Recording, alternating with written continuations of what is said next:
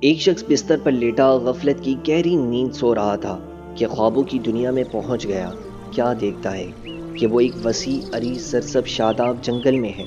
جنگل کا حسن چوبن پر ہے، ہر طرف عجب خوش رنگ پھول کھلے ہوئے ہیں جن سے ٹکراتی ٹھنڈی ہوا کے جھونکے مشام جاں کو معطر کر رہے ہیں۔ رنگ برنگے پرندوں کی چہچہٹ منظر میں مزید رنگ بھر رہی ہے۔ وہ جنگل کے ان حسین نظاروں میں کچھ اس طرح کھو گیا کہ اسے جنگل کی وحشت کا احساس رہا، نہ جنگلی درندوں کا کوئی خوف۔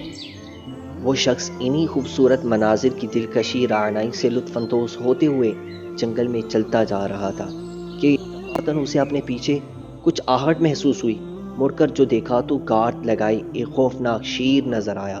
شیر کو دیکھ کر گھبرایا، اس کے پاؤں تلے گویا زمین نکل گئی۔ وہ گھبرا کر بھاگ کھڑا ہوا، مگر شیر بھی آخر شیر تھا، اپنے شکار کا کہاں پیچھا چھوڑنے والا تھا۔ وہ بھی اس کے پیچھے ہو لیا، گویا اسے جان بوجھ کر بھاگنے کا موقع دے رہا ہو کہ آخر مجھ سے کہاں تک بھاگ سکتے ہو۔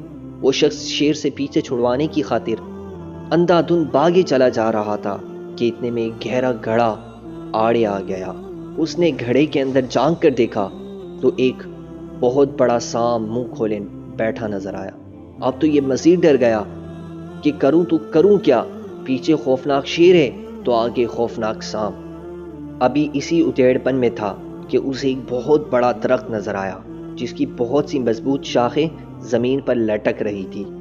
جان بچانے کی خاطر اس کے ذہن میں درخت پر چڑھنے کا خیال آیا تو فوراً ایک شاخ پکڑ کر اس پر چڑھ بیٹھا، گویا یہ شاخ اس کے لیے نئی زندگی کا پیغام ثابت ہوئی۔ ابھی اس نے شیر اور سانپ سے جان بچ جانے کی کوشش میں سانس بھی نہ لیا تھا کہ اسے محسوس ہوا کہ جس شاخ پر وہ بیٹھا ہے کوئی اسے کترنے کی کوشش کر رہا ہے۔ غور سے دیکھنے پر اسے معلوم ہوا کہ جس شاخ پر وہ جان بچانے کی غرض سے بیٹھا ہے، چوہے نما دو چھوٹے چھوٹے جانور مل کر اسے کترنے کی کوشش کر رہے ہیں، جن جانوروں میں سے ایک دن کی طرح روشن اور دوسرا رات کی طرح تاریک بالکل کالا تھا۔ ان دونوں جانوروں کو چوہوں کی طرح حقیر جانتے ہوئے بھلا ان کی کیا اوقات، اتنی مضبوط شاخ کو کیسے کاٹ سکتے ہیں، اس نے کوئی پرواہ نہ کی بلکہ جان بچ جانے پر سکھ کا سانس لیا۔ مگر یہ دیکھ کر شیر بھی اسی شاخ تلے آ بیٹھا۔ وہ پریشان ضرور ہوا لیکن یہ سوچ کر کہ وہ شیر کی پہنچ سے بہت دور ہے، وہ اس کا کچھ نہیں بگاڑ سکتا، مطمئن ہو گیا۔ اتنے میں اس کی نظر پاس ہی میں شہد سے بھرے ایک چھتے پر پڑی۔ شہد دیکھ کر اس کے منہ میں پانی بھر آیا اور تمام خطرات کو ذہن سے جھٹکتے ہوئے وہ خود کو شہد کی مٹھاس سے زیادہ دیر دور نہ رکھ پایا اور آخر کسی ترکیب سے شہد حاصل کرنے میں کامیاب ہو ہی گیا۔ وہ شہد کی لذت میں کچھ ایسا کھویا کہ اسے نہ تو شاخ کو ترنے والے چوہے نما جانوروں کا خیال رہا اور نہ ہی نیچے موجود شیر کا۔ مگر ہونی کو کون ٹال سکتا تھا؟ جن چوہے نما جانوروں کو اس نے حقیر جان کر نظر انداز کیا تھا، انہوں نے اپنا کام کر دکھایا اور وہ شاخ کاٹنے میں کامیاب ہو ہی گئے۔ جو ہی شاخ کے چٹکنے کی آواز اس کے کانوں میں پہنچی، شہد کی مٹھاس کڑواہٹ میں بدل گئی۔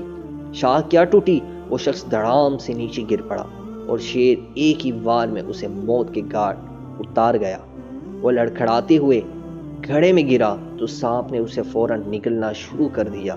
اتنے میں اس کی آنکھ کھل گئی، وہ ہڑبڑا کر بیٹھ اٹھا اور سوچنے لگا یہ کیسا خواب تھا جس کا آغاز تو اچھا تھا مگر انجام بہت ہی برا۔ Like and subscribe my YouTube channel for more interesting videos. Thanks for watching.